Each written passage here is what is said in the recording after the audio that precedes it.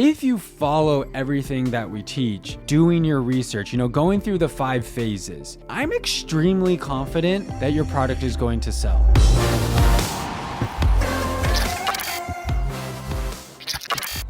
What's up guys, I'm Andy Isom, and on this channel we're talking all about how to build a brand. And in this episode specifically, we're talking about what if you launch your product, your brand on Amazon and it flops? Or what if you're not getting the sales that you want to? How do we assess that? What do we do moving forward? And how do we know when it's time to make a change? I actually had this question asked by a student of my coaching program this last week, and it ended up being the question of the week. And it was something that I really have been thinking a lot about, and I wanted to talk more about it in a podcast episode for you guys. So the question was, what if you launch your product, you spend 6 months, like the coaching program is for 6 months. So let's say you spend 6 months, you launch your product and it's a dud, or it's not selling. You're not getting the sales that you had hoped for. What do you do at that point? When is it time to, scratch that product idea, start over, start fresh? Where do you go back to? Do we have to go all the way back to stage 1? How do we handle that? That's a big doubt and a big fear that a lot of people have. You're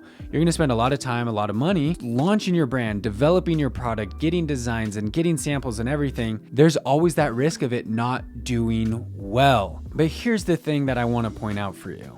If you follow everything that we teach, doing your research, going through the 5 phases, discover, calculate, develop, source, scale. If you go through each of those 5 phases, like I teach in the free guide, by the way, you can scroll down in the description. There's a link. You can grab the guide for free. It'll talk about these 5 phases. But if you go through the 5 phases that we teach and you make sure that you're doing your due diligence in every single step, every step of the way, I'm extremely confident that your product is going to sell. Now, I obviously can't guarantee that your product is going to sell. I can't guarantee it's going to sell as well as you'd hope for. But here's the thing that I like to tell my coaching students. I'm not going to let you do something that I think is going to fail down the road. If I see something that is like, whoa, this is a big red flag, or this is something that I really think is going to cause you to struggle, don't think the quality is there that you need, the price point's not there, the margins aren't there, we're going to stop you before you get any further in your journey. Now, for those of you listening, if you're going at this business alone, you can definitely do that. By all means, go for it, do it. But there is that risk, right? There's that risk of going through this process and then maybe, you don't find the success that you had hoped for. But if I were to break down, in these 5 phases and just kind of keep it simple, right? Let's just keep it simple for these 5 phases and kind of go through them and see,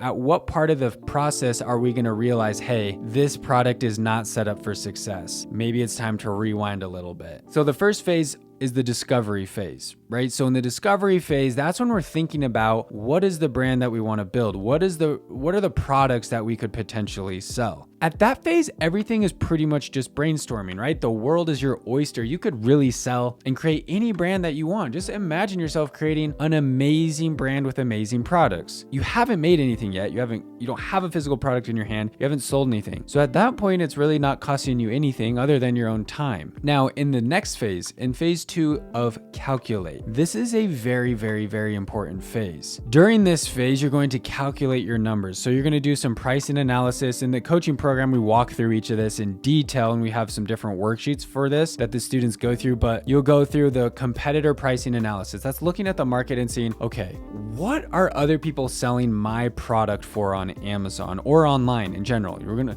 to want to keep in mind both. What do people sell this type of product for? So you can get an idea of, where the market prices are. An example that I like to use are like watches. So think about, you've got a luxury watch, you got a Walmart brand watch that's like $8. Then you've got Rolexes that are like $20, $30, $40,000. They're both watches, right? But there's a huge range of prices and, market positioning. And so you have to think, okay, where am I going to fit in this market? Where would I position myself as a brand and as a product? Am I going to be on the cheaper end or the more luxury, higher end brand? I personally teach, if you listen to the podcast, if you watch the YouTube videos, you know that I teach building a premium brand. You're going to be much better off going to the luxury side of things than you are going to the cheaper side of things. And here's the big reason why. It all comes down to profit margin. Because when you're a brand new company, remember, if you're a brand new company, no one's heard of you, no one's heard of your brand, you're going to have 0 reviews on your Amazon listing. So you're going to be building a reputation from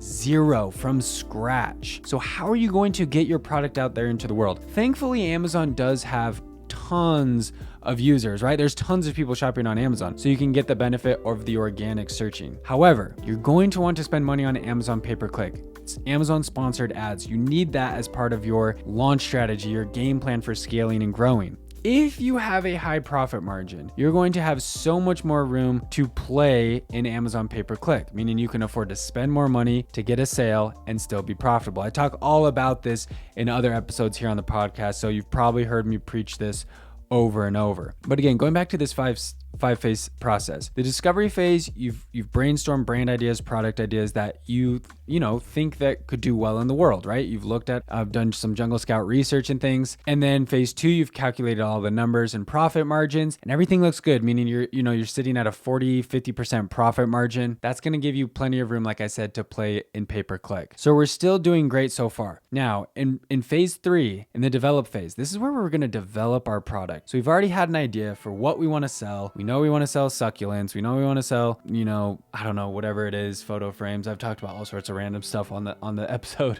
We know what we want to sell. Now we're developing it. We're buying competitor products. We're analyzing them. We're reading reviews on Amazon. We're seeing how we can make our product better. We're working with designers. We're designing our brand, our logo, our colors, the design of our actual product. We're drawing mock-ups and prototypes. That we're coming up with exactly what it is. What is going to be our unique offer to the world? How are we going to be special? How are we going to be different? Why is someone going to want to buy our product? Who is going to want to buy our product? We're going to answer all those questions in the developing phase. So again, at this point, we feel good about our brand and product idea. The numbers look really solid. We've developed a really high quality product in our mind, right? At that phase, we're just kind of drawing it out. Number 4, in phase 4, in the sourcing phase, that's when we kind of turn our product into reality. We take what we've drawn, we take the product that we've come up with, and we reach out to manufacturers and we get samples, right? So we're ordering samples, we're sending them our designs, our drawings, our mock-ups, what we need done. We're getting samples back, we're making tweaks, we're fine-tuning, we're making adjustments, we're getting our packaging, we're getting it in our hands, and we're feeling the quality of it. We're seeing, is this something that I would want to buy? This phase alone right here is probably the most critical phase as far as answering the question, what if my product flops?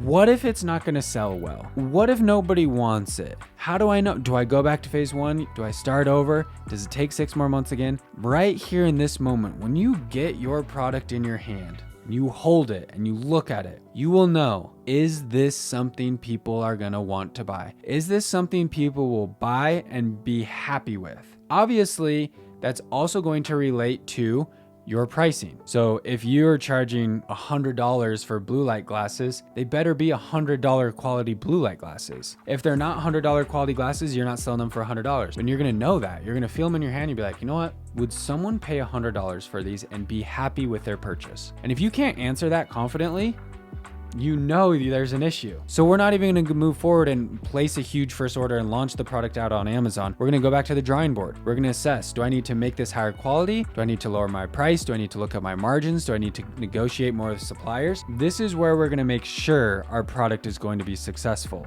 This is the moment when you're going to know, yes, I can sell these blue light glasses for $100. These are awesome quality. I've already ordered all the competition. I've read all the bad reviews. Does it check off all the boxes of everything that it needs to in order to be, successful in this market, comparing it to, my competitors out there? So when people have that doubt or that fear of, what if my product flops? What if my product doesn't sell? That is the moment, right? That's when you're going to know, when you get your samples, when you get your finalized samples in your hand, you're going to know before you spend $2,000 on an order of 500 units, you're going to know if you're going to be successful. I truly do believe that, because here's the thing. When you launch your product in phase 5, in the launch and scale phase, when you launch your product, if you follow everything, if you follow what we teach about launching a product, it's really, really hard to fail if you have an amazing product. If your product sucks, yes, it's going to be tough. It's going to be really hard. If your listing sucks, if your photos suck, if your description is bad, because if your product sucks, you're going to get bad reviews. Okay, it's going to happen. If your product sucks, you're going to get bad reviews. So how do you eliminate that possibility? You make an amazing product. Now, it's inevitable. There are people out there that find something to, nitpick about anything, but if it's an amazing product, a majority of people are going to give you awesome reviews, and you're going to be off and running. You're going to have no issues selling your product. So again, I wouldn't worry too much about what ifs. Like, what if my product doesn't sell? I would be much more focused and concerned about how can I make my product an amazing product, and obviously get it for the right price. The costs are in line. You look at the numbers, everything matches up great. You know you're going to be profitable. You know from day one you can go out there and start spending money on pay-per-click, optimize it down in a few weeks, get it profitable or at least break even. You can make your money back at the worst from your pay-per-click, and as you grow your brand, those organic sales will start to creep in. Again, guys, you can download my free guide, the 5-phase startup guide, for free. There's a link right here below this podcast episode or in the description of this YouTube video.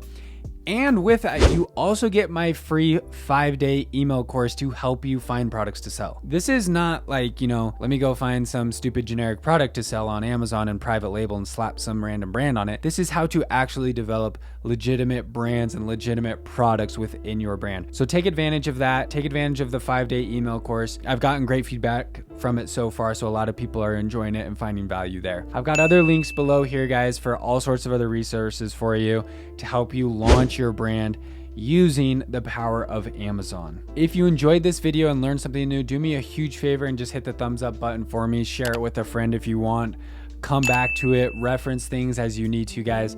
Again, I'm talking all about building a brand, online business here on my YouTube channel. I'm here to help you quit the 9-to-5, leave the rat race, live life on your own terms, do what you want with your life, and be in control of your own success, right? Again, I'm Andy. We'll see you in the next video.